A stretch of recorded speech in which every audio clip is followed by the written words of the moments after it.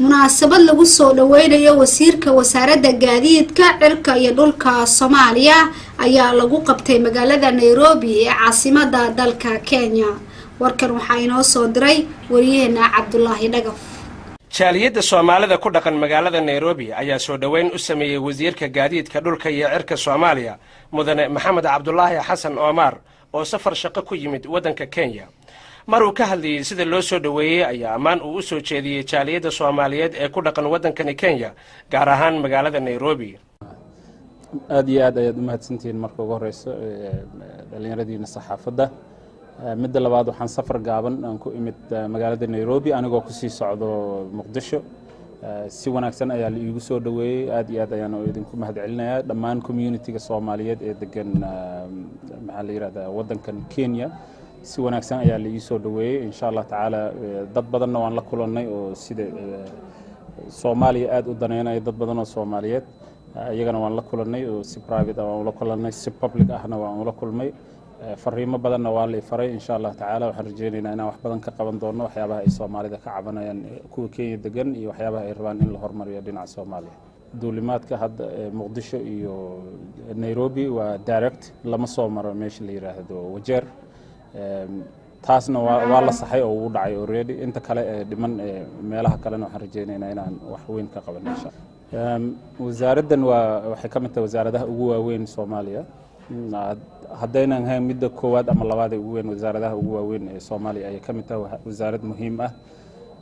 waxyaabaha aan ka qaban doono Soomaaliyana insha Allah plankeena aan soo bandhigi doonaa in few weeks time marka dhowr isbuuc kadib waan idin la share gareyn doonaa insha Allah taala planka wasaaradda iyo waxay qaban doonto. mudane Xaaji Yaasiin oo ah gudoomiye ku-xigeenka ganacsatada Islii ayaa dhankiisa sheegay inuu ku faraxsan yahay inuu soo dhaweeyo wasiir Omar.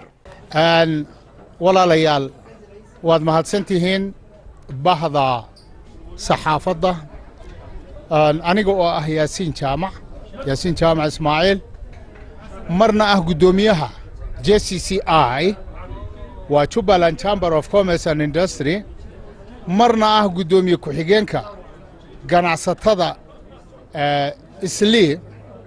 farxad maanta waxa ay ahayd inaan ku soo dhaweeyo halkan wasiirka federaalka ee wasaaradda gaadiidka duulista cirka iyo dhulka waa Maxamed Cabdullaahi Salaad Omar oo Omar ku magac dheer ninka muddo dheerna waan aqaanay. aad iyo aad farxad bay noo ahayd inaanu maanta soo dhaweyno wasiirka isaga ah oo jaaliyadda Soomaaliyeed guud ahaan oo ku nool magaalada Nairobi xafladaanu ku qabanay magaalada Nairobi aanu ku soo dhaweynay isaguna uu noo warramay wadanka wanaagiisa iyo waxqabadka hadda ka socda iyo isbeddelka ka socda shucuurta iyo niyad samida ka socota ee ay la timi dawladdan cusub ee hadda wadanka u dhalatay. aad iyo aad bay farxad noogu ahayd marka alxamdulillah annagu haddii aanu nahay ganacsatada meelaanu joognaba Jubaland ha noqoto Puntland ha noqoto Somaliland ha noqoto maxaa ku yiraahdaa Galmudug ha noqoto Xamar Muqdisho iyo